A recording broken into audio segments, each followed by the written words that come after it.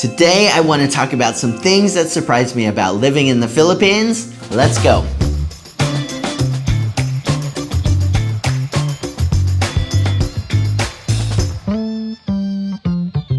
So a few weeks back, I had a video about things that surprised me about doing business in the Philippines, but today I want to talk about things that surprised me about living in the Philippines, everyday life.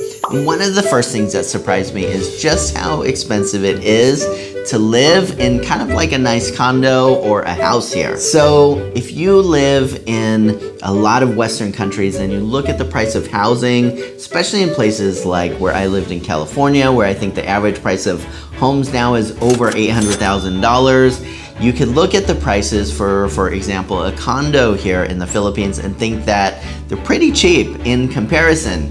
But what surprised me is that if you actually look at the costs per square meter, as they say here, or cost per square foot in the US, it's really not so different as you think. So for example, here, if you have something like a one-bedroom condo at a, kind of a normal or nice place, maybe that's gonna cost around $140,000, $150,000 US.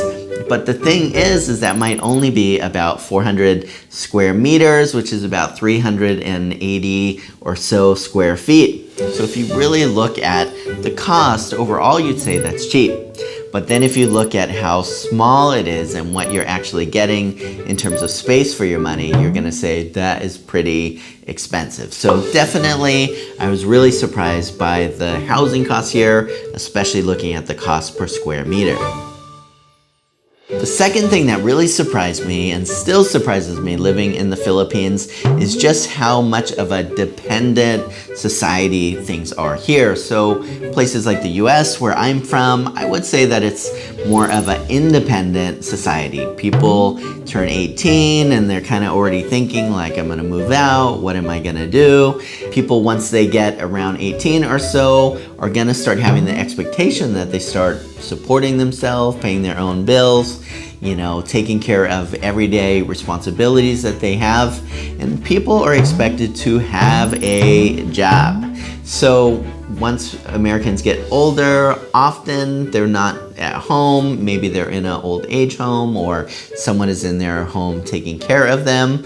And overall, you could just really see that so many Western countries, not only the US, are very independent. People are expected to stand on their own 2 feet and to do what they got to do to make it in life.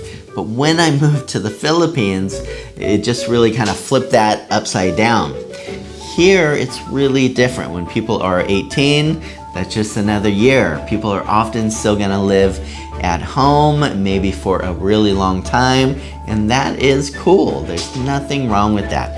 Parents are really happy to have kids at home, extended family. People really love and support each other and are just happy to hang out with each other. So here, people really depend on each other. I've seen at times if that breadwinner is working so hard, but maybe because of the pandemic they lost their job or something else happened, or they were sick and their paycheck wasn't as much, often they're really gonna feel the pressure like, oh my gosh, my family is, gonna be upset with me, or I let them down because they don't have enough money. And as somebody coming from an independent society, I'm thinking, those people should have their own job. They should be independent, paying for their own way. They shouldn't make this breadwinner, feel so guilty for not having enough money one time. But again, I'm just looking at things through my independent culture lens.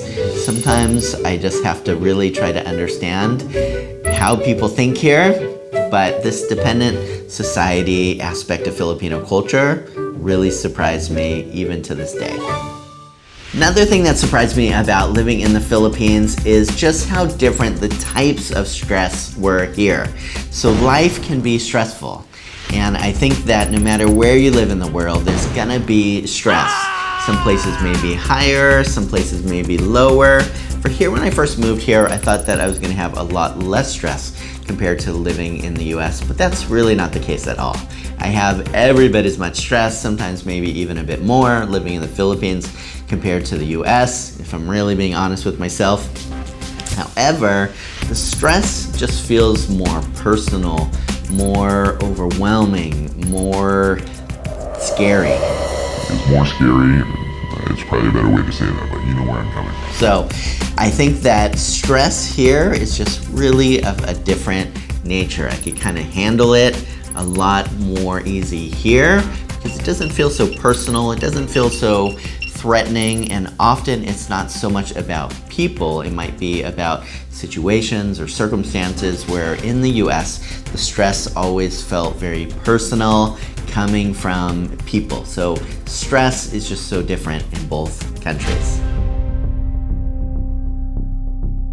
And lastly, the thing that really surprised me here in the Philippines is just how much personally I felt like I just kind of had a fresh start. Not like everything in my life started over new. A lot of it was just a continuation from before, you know, a lot of what I do with my business in the US and different things like that. But there's just something about the Philippines that makes so many people that are expats that move here feel like life got kind of easier. If there was a dark cloud over their head, sunny skies kind of replace those for the most part. It's not to say that life is perfect here, but it's just so refreshing. It's so enjoyable for me, and I know so many other expats that lived here as well, that just make people like myself feel like this is just an entirely different experience and place to live that's really overall just such a joy to be. Have you ever thought about moving to the Philippines? I'd love if you shared in the comments below any questions that you might have. And if you're an expat living here or if you spent some time here, I'd love to get your thoughts on what surprised you about the Philippines as well. As always, guys, love you watching and take care.